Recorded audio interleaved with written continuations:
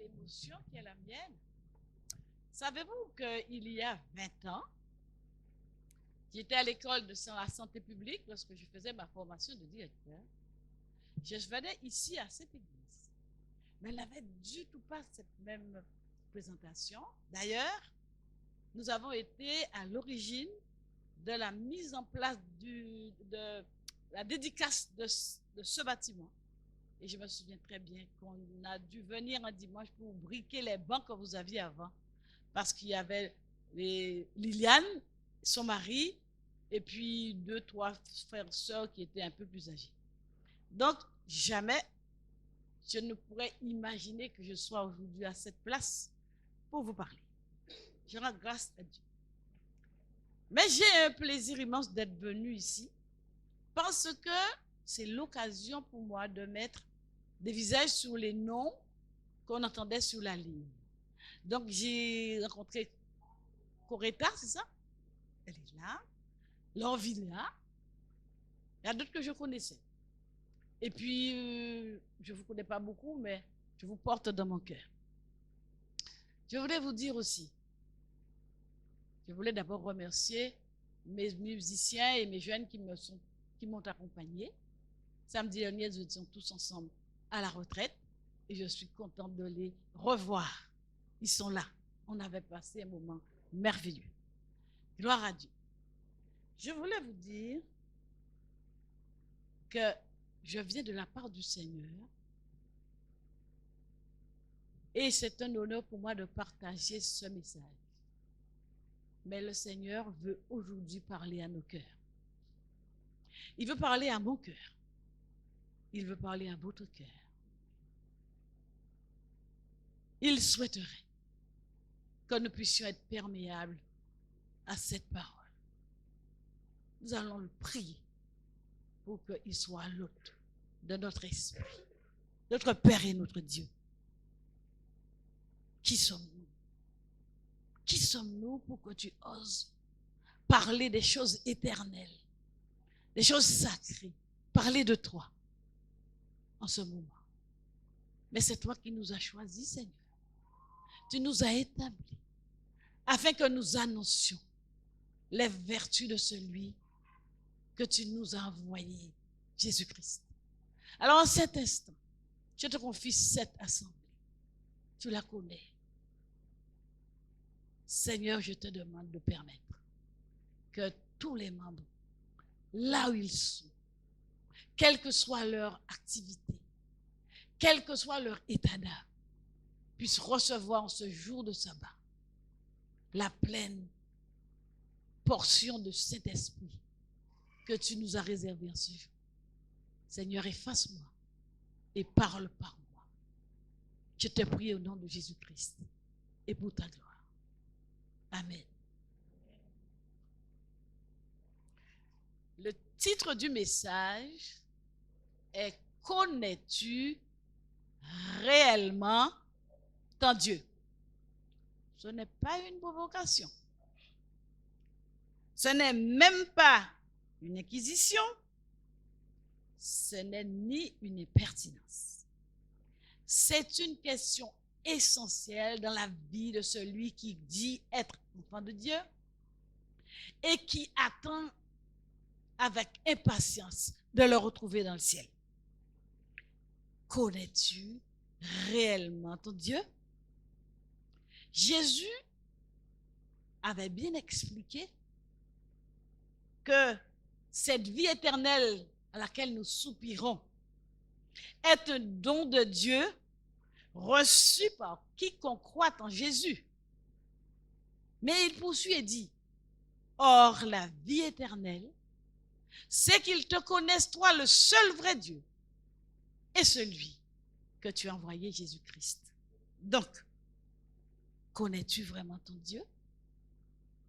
Cette méditation vise à susciter le désir de vivre une expérience profonde de la grâce de Dieu repérable dans la vie de son enfant. Son ambition est de nous amener à rechercher sincèrement à connaître une expérience.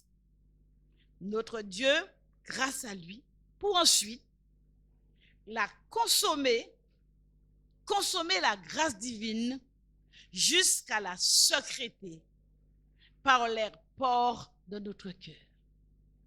C'est ça l'ambition ce matin de Christ. Vous puissiez le rencontrer et vivre une expérience avec lui au point que vous puissiez transpirer Jésus-Christ. Que cela sort par les pores de votre cœur, hein? Pas de la peau, du cœur. Donc, message profond.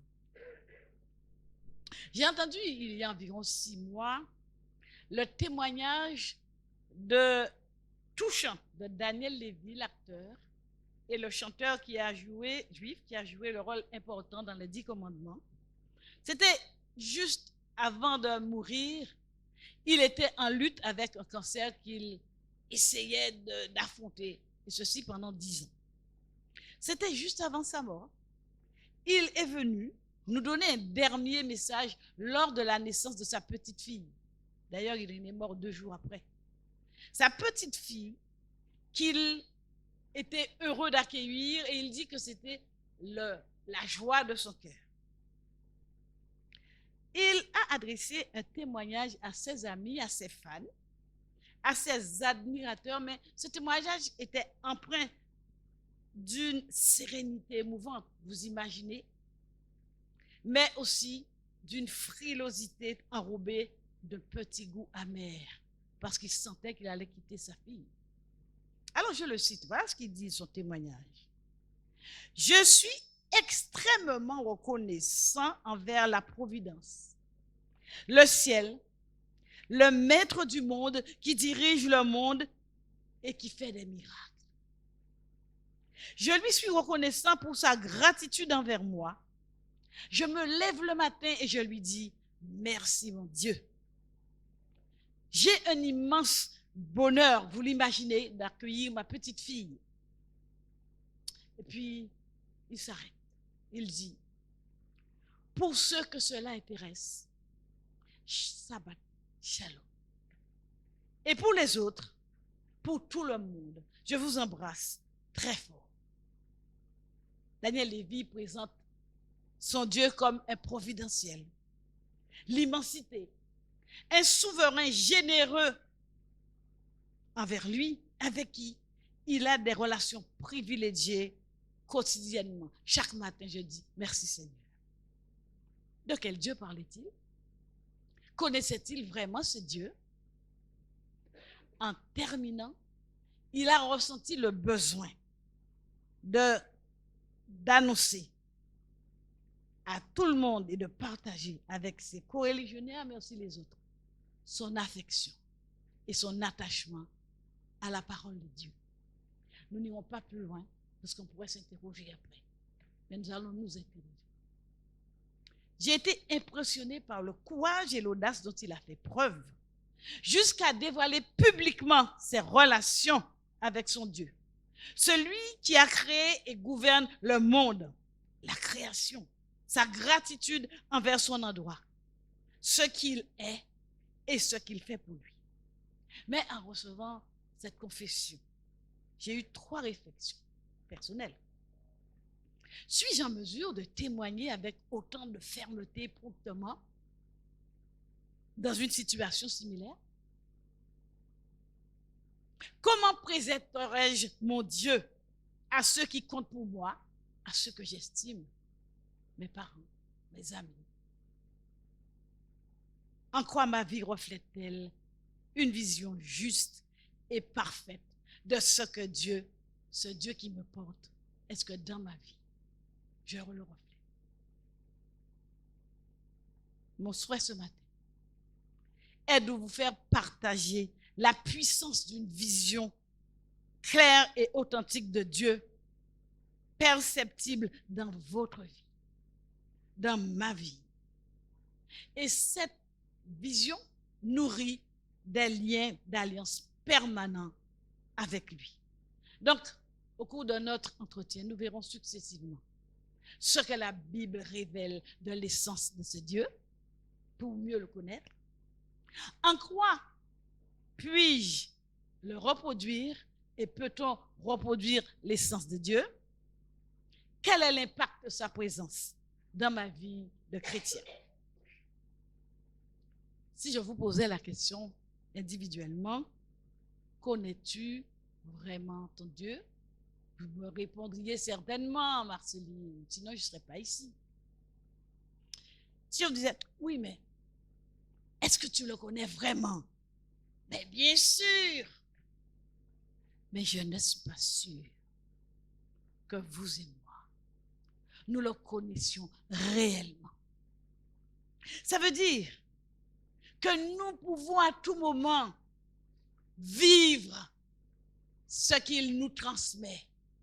C'est de ça qu'il va s'agir aujourd'hui. Nous essaierons, à travers la Bible, de trouver quelques éléments de réponse dans le texte qui nous a été proposé, et plus particulièrement entre les versets 5 à 7. Je vous invite à prendre votre Bible, Exode 34, versets 5 à 7.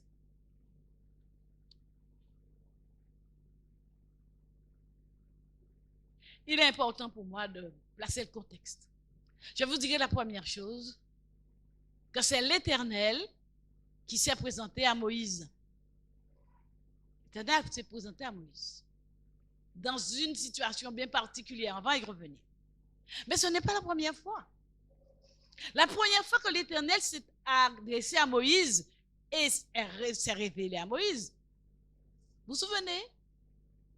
Lorsqu'il est en train de s'occuper, il avait quitté chez Pharaon, il avait commis son petit acte en secret, mais qui n'était pas tout à fait en secret, et qu'il est parti avec son beau-père, il était en train de s'occuper de ses animaux. Et il a vu déjà quelque chose, et il a entendu, Moïse, Moïse, ne t'approche pas de cette montagne, enlève tes chaussures, on te plaît. Comme moi je suis le Dieu d'Abraham, le Dieu d'Isaac et le Dieu de Jacob. Le Seigneur, pour la première fois, se présentait à Moïse comme le Dieu de l'alliance, parce qu'il avait fait une alliance avec Abraham. Et puis ce n'est pas la seule fois. La deuxième fois, il s'est aussi adressé à Moïse. Nous sommes dans Exode chapitre 3. Et il a dit à Moïse, bon, donc faisons le petit truc, là, et il a dit à Moïse, bon, maintenant, tu vas quitter ces animaux et tu vas repartir là où tu étais chez tes beaux-parents, chez Pharaon, et tu vas libérer le peuple d'Israël parce que c'est bon, les 400 ans ont accompli, le Seigneur arrive toujours avec des termes, j'aime bien le dire. Il a dit, il faut que tu ailles chez Pharaon, et c'est toi que j'envoie pour pouvoir libérer le peuple. Je vais retourner là où j'étais quand même pas ingrat, j'étais là, je suis parti. Tu iras. Seigneur, tu sais que tu vas parler. Tu iras. Si tu vas parler, Aaron va parler, mais tu iras. Alors, dis bon, mais que vais-je lui dire quand j'irai, bon, chez Pharaon, demi-mal, mais quand tu vas aller voir le peuple, tu les connais. Je vais leur dire de qui m'envoie, de qui est ce Dieu qui t'envoie. Tu diras que celui qui suit m'envoie. Il a décliné son identité en se présentant cette fois comme le Dieu infini et intemporel. Connais-tu ce Dieu-là, toi? Et là, le texte que nous allons lire dans Exode 34, c'est la petite histoire, voilà. Donc, ils sont dans le désert. Le Seigneur avait donné les premières tables de pierre à Moïse. Il lui avait demandé de venir avec les 10 commandements écrits de sa propre main. Et puis, entre-temps, en bas, le peuple qu'il connaissait, que nous connaissons, a fait son petit jardin. Et puis, le Moïse, là, il est parti. Nous, on a besoin d'adorer. Aaron, est-ce que tu peux nous faire un truc là, qu'on puisse comprendre, voir? Parce qu'ils ne connaissaient pas Dieu. Et pourtant, Dieu les accompagnait, la nuée, vous vous souvenez? Et la petite lumière, ils ne connaissaient pas Dieu. Depuis le temps que j'étais en Égypte, Vous imaginez si c'était déjà coquiné avec les Égyptiens, ils avaient déjà repris quelque chose. D'ailleurs, ils étaient parés d'or. On est d'accord? Et alors, on a dit, vous voulez que je vous fasse un veau bien rapporté? Et ils en avaient tellement qu'on a pu construire un veau d'or. Hein? Petit clin d'œil. Ce sera une autre fois. Il a demandé à Moïse d'aller.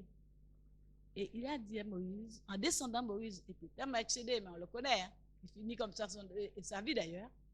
Il a brisé les tables de l'alliance. Le Dieu de l'alliance, qui est intemporel et infini, donne les tables de l'alliance pour consolider les relations avec son peuple. Et Moïse brise les tables. Parce que ce qu'il a vu, il sortait de l'entendement. Petit clin d'œil. Le Seigneur lui a demandé de revenir, lui cette fois de tailler les tables de pierre, mais c'est encore lui, le Seigneur, avec ses doigts, qui a écrit les 10 commandements. Ne l'oublions pas. Donc, infini, indémodable, éternel. À ce moment-là qu'il a parlé à Moïse la 3e fois et qu'il a dévoilé une autre dimension de sa personne. Nous allons lire à partir du verset Exode 34, 5 à 7. Et l'Éternel descendit dans une nuée, se tint auprès de lui et proclama le nom de l'Éternel. Et l'Éternel descendit, et l'Éternel passa devant lui et s'écrie, voilà comment le Seigneur va se présenter à Moïse. L'Éternel, le Dieu miséricordieux et compatissant, lent à la colère, riche en bonté et en fidélité, qui conserve son amour jusqu'à 1000 générations, qui pardonne l'iniquité, la rébellion et le péché, mais qui ne tient point le coupable pour innocent, et qui punit l'iniquité des pères sur les enfants et sur les enfants des enfants, jusqu'à la 3e génération et à la 4e génération. Nous n'allons pas trop nous occuper de la punition. Je voudrais que nous retenions 3 mots ce matin. Il s'est présenté comme miséricordieux, compatissant, lent à la colère, fidèle.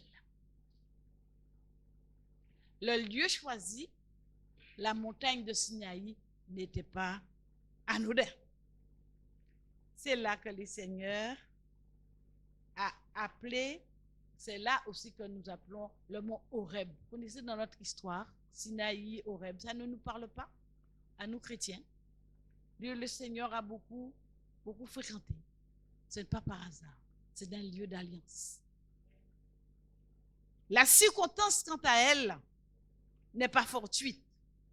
Elle mettait en évidence la corrélation entre Dieu et sa loi, mais également sa place dans la relation avec son peuple.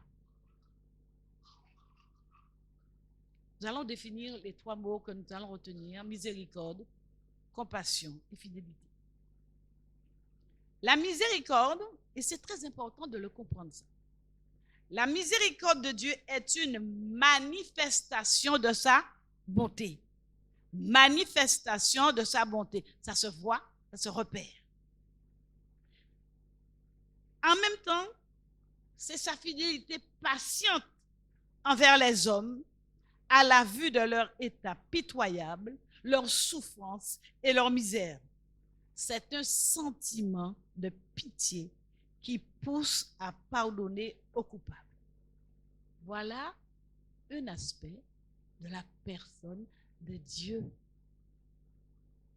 Deuxième aspect, je disais que c'était une manifestation. La compassion de Dieu est la traduction de sa bonté qui s'émeut à la vue de la souffrance et de l'angoisse des hommes. Une attitude bienveillante de Dieu qui accorde aux hommes ses faveurs et toutes sortes de bénédictions. Sa compassion. La justice de Dieu est l'expression de son amour. qui vise à rétablir la vérité et le droit. Dans sa présentation, les trois expressions se rejoignent. Elles sont synonymes maintenant les unes des autres.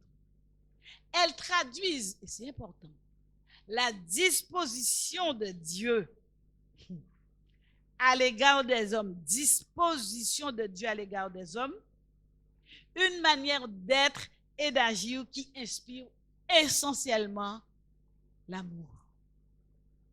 Il a voulu d'une part décliner l'essence de sa personne, l'amour inconditionnel, donc manifesté à travers sa miséricorde, sa compassion et sa bonté magnanime.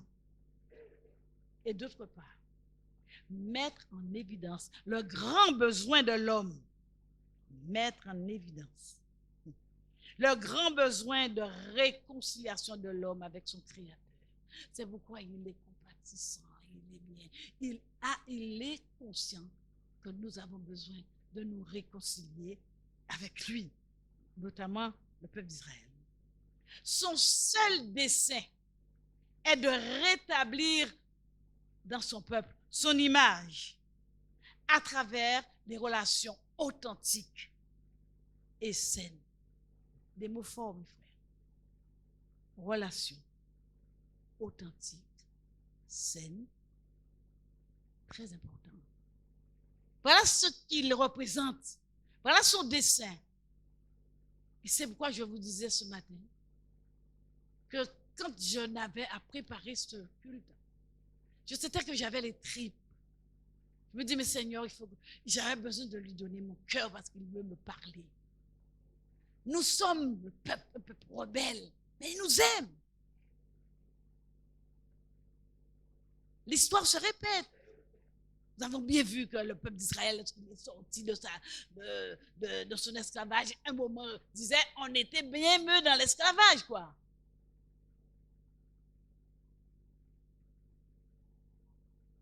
Il se présente comme la solution de relèvement de l'homme à son retour à Dieu sans tenir compte des prescriptions de la loi, des exigences de la justice. Il ne s'agit pas de ça.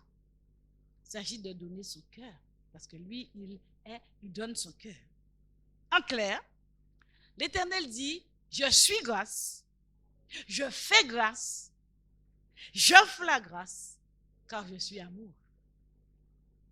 Cette notion de la grâce divine, c'est-à-dire une faveur imméritée, est intimement liée à celle de pardon et de justice.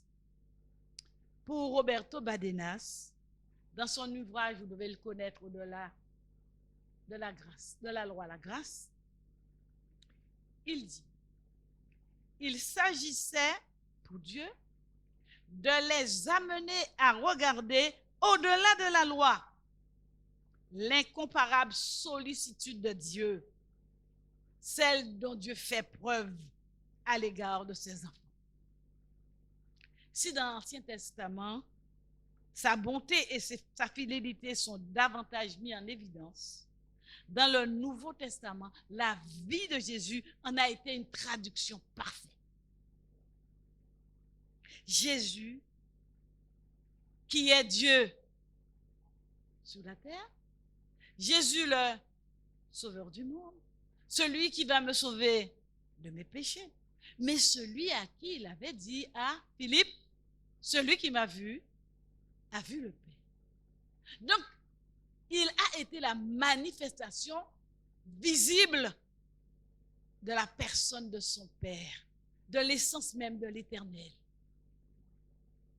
Parce que le Seigneur, son seul objectif, c'est que nous puissions vraiment connaître qui il est et avoir des relations saines et authentiques avec lui. Nous sommes dans la relation. Nous ne sommes pas dans le pouvoir, la dépendance. Nous sommes dans la relation. Il a tout fait pour nous. L'exemple le plus complet que j'ai pu trouver dans la Bible se trouve dans Jean chapitre 8, versets 1 à 11. Un texte que nous connaissons tous. Jean chapitre 8, versets 1 à 11. Le contexte est celui-là, vous le connaissez. Jésus était dans le temple. Il y avait une assemblée dans le temple. Et les pharisiens, donc ses détracteurs, ont profité de l'occasion pour lui amener une femme adultère qu'ils ont pris en flagrant délit. Oh là là. Combien de fois nous ne sommes pas pris en flagrant délit? Combien de fois nous ne sommes pas coupables de tant de choses? Selon la loi, il pouvait l'emmener. Et même, que dit la loi?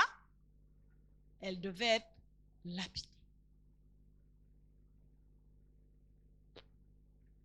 À ce texte-là aussi, nous prend au triple.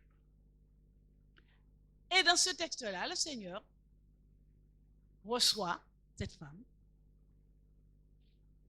Il ne dit pas 10 mots, il attend. Et les autres aussi, les pharisiens, attendent qu'il puisse donner l'ordre de la lapider.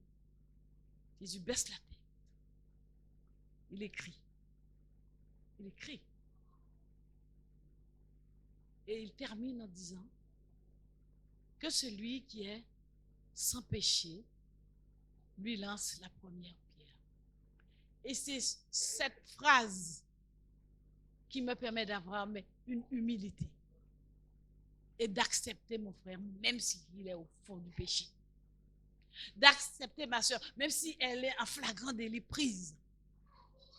Que celui qui est sans péché lui jette la première pierre. Je vous avoue que moi, je ne serais pas en mesure de lui jeter la première pierre. Parce que je ne suis pas sans péché. Alors, ils sont partis, bien entendu, à Baboui. Et Jésus, levant les yeux, dit à la femme, mais où sont ceux qui te condamnaient? J'imagine la femme, elle était pétrifiée, elle n'a pas dit un mot. Et Jésus lui dit, écoutez bien, pour savoir qui il est, qui est Dieu. Moi, je ne te condamne pas non plus. Il ne condamne pas le Seigneur. Il est absous. Mais, va et ne pêche plus. 4 choses m'ont interpellé dans cette petite scène. La scène se passe dans le temple, le lieu de la grâce et du pardon. Le temple est un lieu de grâce et de pardon. La deuxième chose, la femme ne s'est jamais disculpée. Elle ne s'est pas justifiée. Elle a reconnu son péché.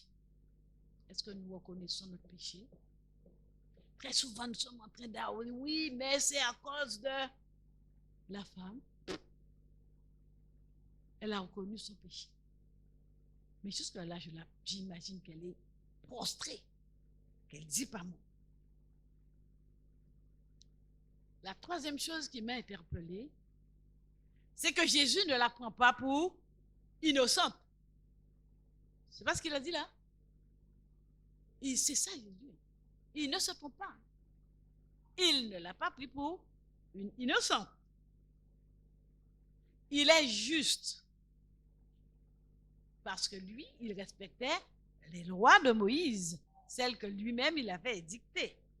Celui qui est pris en flagrant délit devait être mené et lapidé.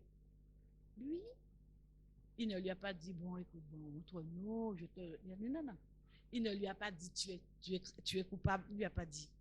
Il lui a dit, juste, il faut que tu ailles te repentir. Jésus ne la prend pas pour innocente. Il est juste cependant. Il éprouve une grande compassion envers elle. Lui manifeste toute sa miséricorde. Bref, il lui fait grâce et l'appelle à la repentance. Là où il y a péché, il y a repentance. C'est ça le Seigneur. Quel que soit le péché que j'aurais pu commettre, je vais à la croix et il me donne la justice de Dieu. La quatrième chose, quant aux pharisiens, accusés par leur conscience, en les confondant, ils sont partis l'un après l'autre. Mais Jésus les convainc de leur péché en écrivant, en leur demandant que celui qui n'a pas de péché envoie la première pierre, mais ils n'ont pas envoyé la pierre, ils sont convaincus qu'ils ont un péché. Le Seigneur leur a encore tendu la main et il les a convaincus qu'ils étaient pécheurs dans le but de leur offrir la grâce. Et ils l'ont encore une fois refusé. Quand le Seigneur nous met le doigt sur quelque chose, ce n'est pas pour nous condamner, c'est nous tendre la main et nous faire grâce.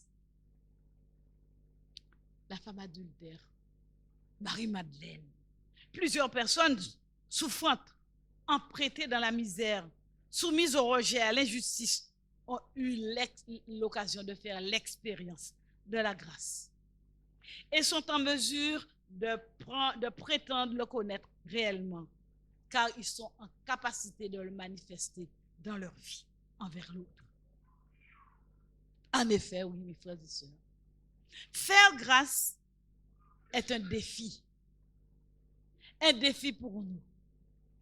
Reconnaître et témoigner de la manifestation de la grâce de Dieu dans sa vie est un défi. Nous le mesurerons à travers 3 exemples.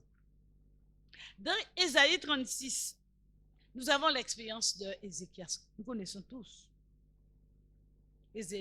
Entre 36 et 39, la situation du peuple était très grave. Ézéchias était à la tête du peuple et franchement, il a tout fait pour ramener le peuple, pour rétablir la loi et reprendre des relations avec Dieu parce qu'elles étaient inexistantes. Ézéchias, avec le concours des prêtres et des lévites, reste fidèle, rétablit les choses, consultait l'Éternel, impulsa une grande réforme couronnée de bénédictions. Dans Ésaïe 38, au milieu de son règne, frappé d'une maladie mortelle, Ésaïe est envoyé pour lui annoncer de la part de Dieu qu'il devait organiser son départ imminent parce qu'il allait mourir. Pour échapper à la mort, il implora avec insistance la faveur divine, la grâce divine. Il implorait.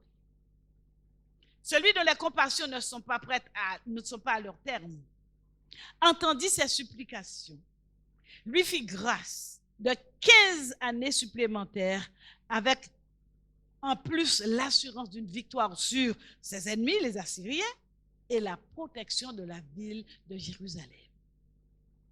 Que demande le peuple?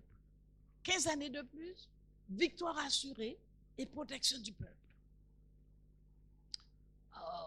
On est à l'ouïe de cette guérison. Les monarques à côté se disent, mais bon, et nous aussi. Ah, ils sont venus voir, consulter Ézéchias et les voir.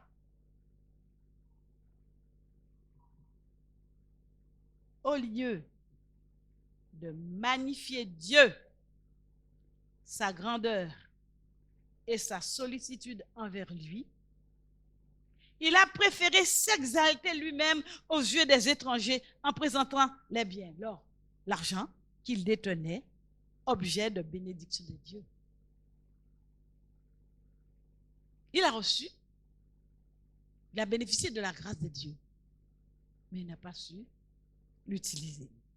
Malheureusement,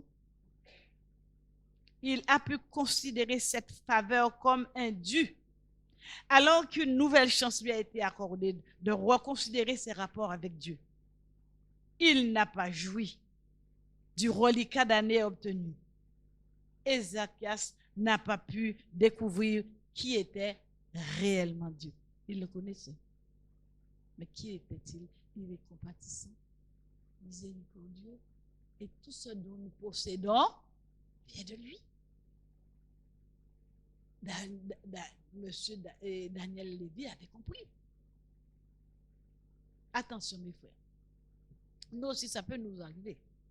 La réponse favorable à nos prières, notamment en termes de guérison ou de rémission, ou même la longévité, peuvent être une opportunité que Dieu nous donne pour mettre de l'ordre dans nos relations avec lui et avec les autres. Parfaire notre caractère et consolider notre croissance spirituelle en lui et avec lui. Recherchons constamment, instamment et expérimentons la miséricorde divine. C'est encore temps. C'est encore temps. Dans Luc, chapitre 7, versets 36 à 50, il y a encore une autre histoire, un peu plus palpitante. C'est l'histoire de Simon qui avait décidé de rencontrer le Seigneur pour lui prouver qu'il le connaissait et qu'il voulait jouir de sa présence. Le Seigneur est allé. Et une fois arrivé, il y a cette pauvre Marie qui est arrivée discrètement. Elle s'est penchée au pied du Seigneur, lui a lavé les pieds avec le parfum et ensuite essuyé avec ses cheveux. Vous savez quel sentiment était dans les cœurs de ce Simon-là? Ah bon? S'il savait qui il était. Ça ne vous arrive pas des fois? Ah bon? Il parle avec un tel là? S'il savait vraiment qui il était ou qui elle était, le Seigneur a entendu, a accepté le présent de Marie parce qu'il lui a dit que cet acte est le résultat de toute la compassion, toute la miséricorde qu'elle a reçue de la part de Dieu. Parce que ce n'est pas une seule fois que le Seigneur a dû lui donner le pardon de ses péchés. Et cet acte de miséricorde appelle à l'adoration. Que s'est-il passé? Le Seigneur a laissé le pauvre Simon et lui a fait une petite... Vous savez, il aime faire comme ça, c'est comme David avec Nathan. Simon, laisse-moi te dire. Il y a quelqu'un à qui on devait de l'argent. Il y a un qui lui devait 500 000, l'autre qui lui devait 10 000. À ton avis, lequel sera plus reconnaissant? Celui qui a donné plus. Il a dit, tu vois, dans ton cœur que je voyais, tu étais en train de fomenter des choses contre la Marie, qui est certes a péché, était possédée, mais à qui j'ai fait grâce et qui le reconnaît. Je suis venu chez toi, tu ne m'as pas donné à boire, à laver mes pieds, tu ne m'as pas baigné, tu ne m'as rien donné. Elle a donné parce qu'elle a vécu. Mais toi, tu n'as pas encore vécu. Hein? C'est un peu ce qu'il lui disait. Je n'ai pas eu le sentiment que Simon ait compris grand-chose. Quant à l'autre Simon, il semblait vouloir s'approprier Jésus pour des mobiles tout à fait intéressés. Veut en faire son ami, son confident. Mais les sentiments qui tapissaient son cœur au sujet de la scène, et notamment à propos de la femme, révélaient tout simplement qu'il n'avait pas encore expérimenté la joie et la libération en Christ. Il est passé à côté de la grâce sans la saisir. Dans sa bonté intarissable, Jésus, qui lisait dans son cœur, lui tend encore la main à travers une étonnante parabole.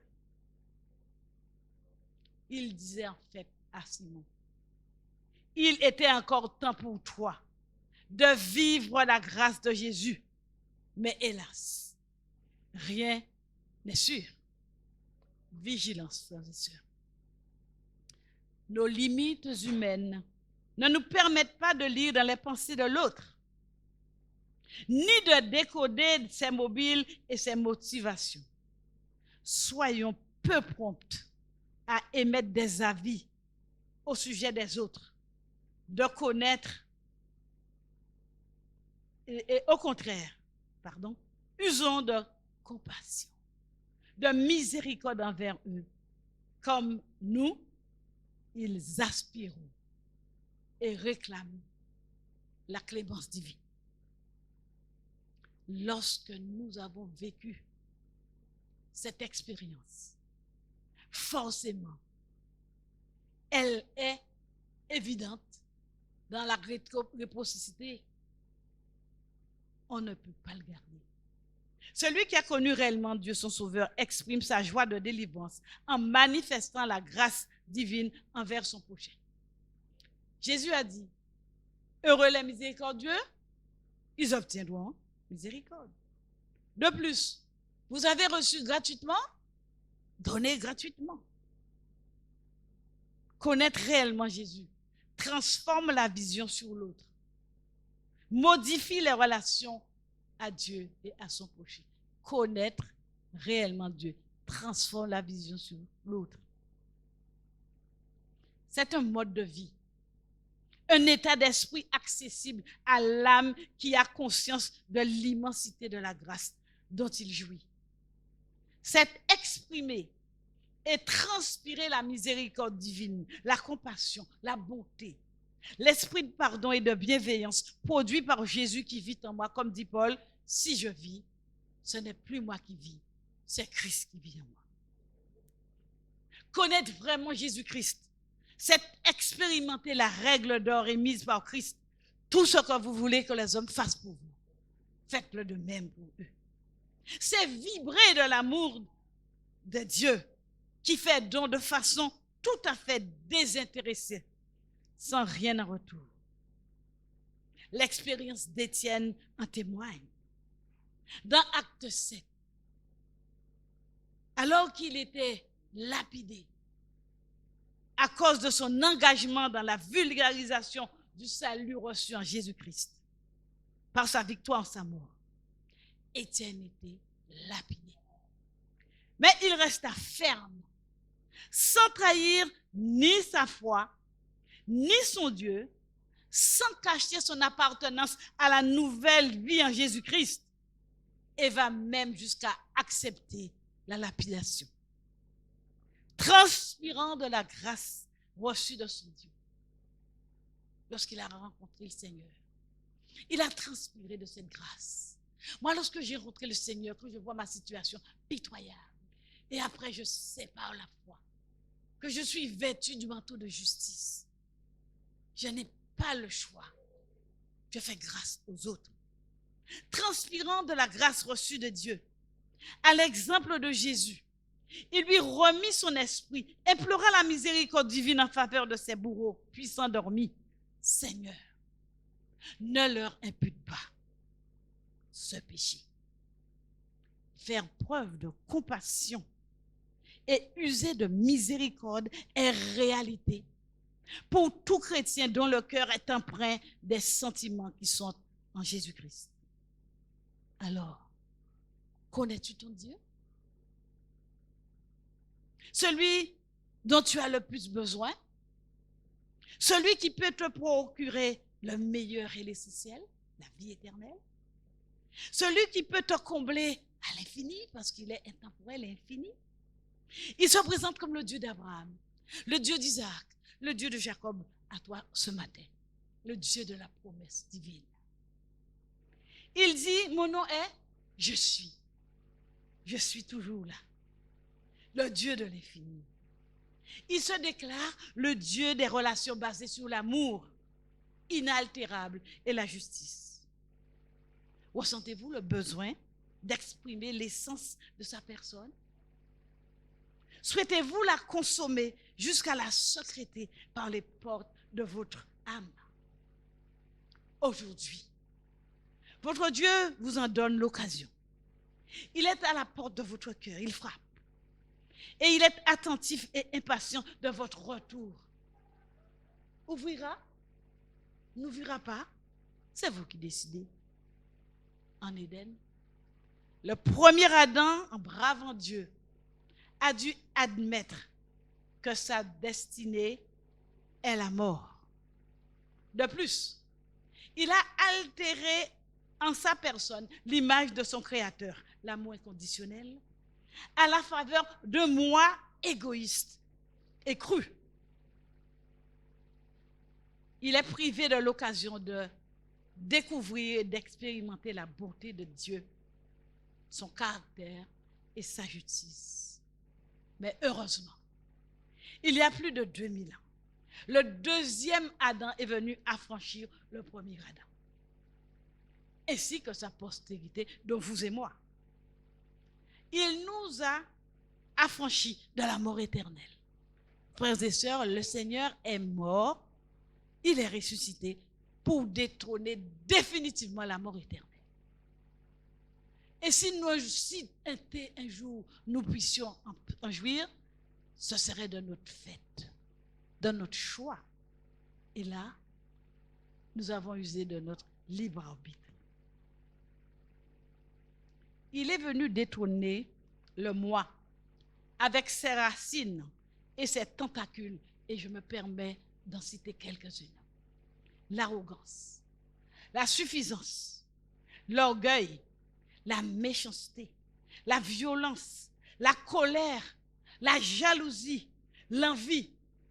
Il est venu détrôner pour implanter Jésus dans l'expression totale de la manifestation de la grâce. De lui permettrez-vous? Son projet est de rétablir son image en nous à travers une relation solide, une alliance immuable et de nous accorder une nouvelle chance de saisir et de choisir la vie éternelle et de la vivre maintenant dans la grâce. Si nous mesurons la grandeur et la dimension de la mansuétude de Dieu à notre égard, nous expérimenterons l'essence de sa personne et notre vie en sera renouvelée et débordante. Nous ne pourrons qu'en donner retour. Nous lui sommes redevables. Un jour, à une pause de récréation, de sixième, une collégienne de sixième, assista aux échanges entre les copains qui parlaient de l'arrivée de la bourse d'études. Elle découvrit avec plusieurs de ses camarades avoir obtenu la possibilité d'acheter des montres, des baskets, des vélos. Elle n'a rien entendu. Donc, brave et hardie, de retour à la maison, elle interrogea sa mère. Dis donc, maman, aurais-je aussi bénéficié de la bourse d'études comme mes camarades? Étonnée de la question, calmement sa mère répondit, ma fille, en effet, mais c'est peut-être le moment pour nous de faire un peu les comptes. Relève tout ce que je te dois, tout ce que tu me dois. Assieds-toi, prends une feuille, relève, depuis ta naissance. Et si elle a fait des comptes, je te dois quelque chose, viens, et moi, je vais te le rendre. Vous imaginez la confusion de cette petite collégienne? Elle entra dans sa chambre sans mot dire. À ses dépens, elle apprit qu'elle était débitrice à vie. Débitrice à vie de sa mère. Elle poursuivit brillamment son parcours scolaire, a connu une excellente carrière professionnelle. Mais croyez-moi, jusqu'à la fin de la vie de sa mère, elle ne tarissait pas d'éloges à son endroit et ne manquait aucune occasion de lui manifester toute sa reconnaissance pour son amour et sa tendresse. Bien-aimés, nous sommes tous débiteurs devant Dieu. Tous. Si nous prenons le temps de relever toutes les fois où nous l'avons déshonoré, renié, écrasé, insulté par nos actes, dans nos pensées, par nos paroles, notre attitude, et avons sollicité son pardon, sa faveur miséricordieuse qu'il nous accordait, notre compte serait probablement encore débiteur. Plus. Mais nous croyons qu'en Jésus-Christ, nous sommes rédiminés, nous sommes justifiés, sanctifiés, en route vers la glorification. Nous sommes heureux et libérés de la mort éternelle. En revanche, si nous relevions le nombre de fois où nous avons, nous, été humiliés, blessés, maltraités, salis, soit de façon objective ou à partir de ressentis, de suppositions, d'imagination, voire nous constaterions que cette dette que l'autre pourrait avoir envers nous ne peut excéder la nôtre devant Dieu. Sommes-nous prêts à offrir à l'offenseur la grâce de Dieu et son pardon? Lui tendre la main, éventuellement le cœur, lui donner une nouvelle chance et à le réhabiliter à nos yeux comme le Christ l'a fait pour nous? Sa grande sollicitude m'invite à lui faire grâce. Lui faire grâce à mon tour. Donnez, dit-il, il vous sera donné. On demandera beaucoup à celui à qui on a beaucoup donné. Comme il m'a fait beaucoup grâce, je pense qu'il m'a fait plus grâce que Violaine. Parce que Violaine l'a rencontré, je ne sais pas combien d'années, mais j'ai 76 ans. Du 76 ans, il me fait grâce. Donc je suis débiteur. Donc ce que Violaine pourrait me faire 1, 2, 3, ça n'a pas de commune mesure. Donc qu'est-ce que je fais? Je lui tends mon cœur, rempli de miséricorde. Ce n'est pas facile, mais c'est ce que le Seigneur me demande. C'est ce qu'il vous demande. J'ai un rêve, frères et sœurs. Le rêve du jour où dans notre communauté, nous allons expérimenter la beauté de la grâce divine et déborderions. Là où il y aurait l'esprit de pardon, de charité chrétienne, là où chacun consumerait l'essence de l'amour divin et en déborderait. Là où Jésus, par la présence de son Esprit Saint, imprimerait son caractère en chacun de nous. Alors, imaginons le bonheur dans cette église. Imaginons le bonheur chez nous aussi à Nantes. Nous connaîtrions une véritable communion fraternelle. Nous rayonnerions tant à l'intérieur que dans la cité. Nous aspirerions à vivre l'expérience des disciples dans la chambre haute, occasion propice à l'effusion de la pluie de l'arrière-saison que nous attendons tous et appelons de nos voeux chaque soir, depuis quelques soirs. Le moment est venu pour chacun de nous d'écrire sa nouvelle page de vie avec le Seigneur aujourd'hui. Voulez-vous écrire votre nouvelle page avec le Seigneur? Parce que vous avez appris à le connaître réellement.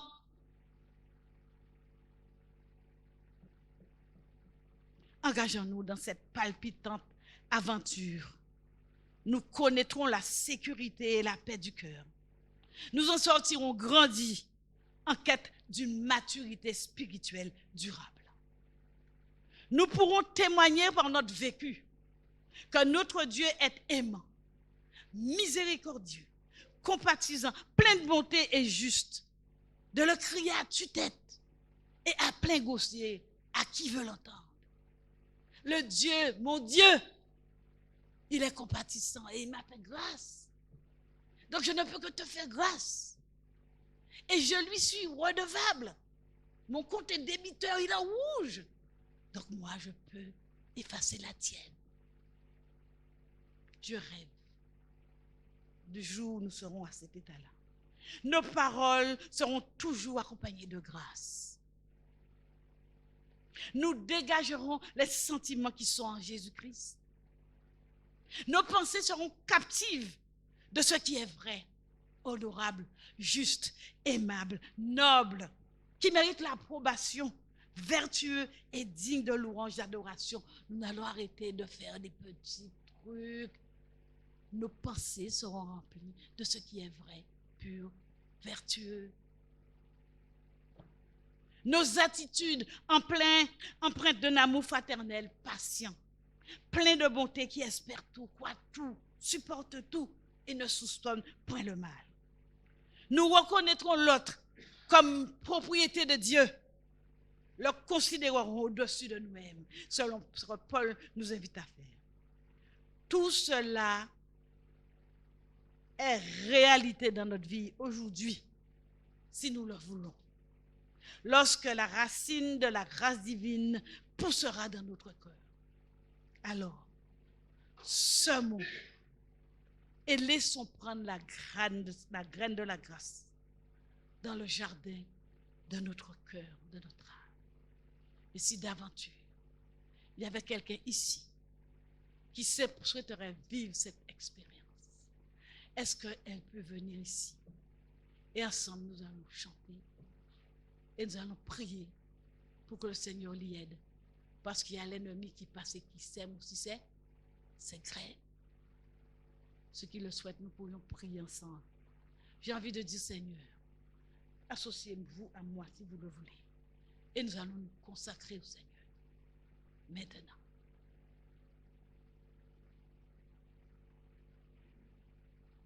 Je sens le besoin.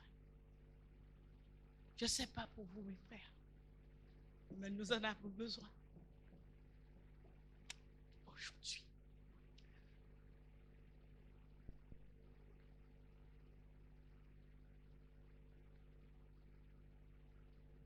Notre Père et notre Dieu, nous voici. Tu voulais parler à notre cœur. Tu as parlé à nos fibres, à notre intelligence, à ce que nous avons de plus profond en nous. Et nous te disons merci, Seigneur. Oui, oui, nous l'avouons.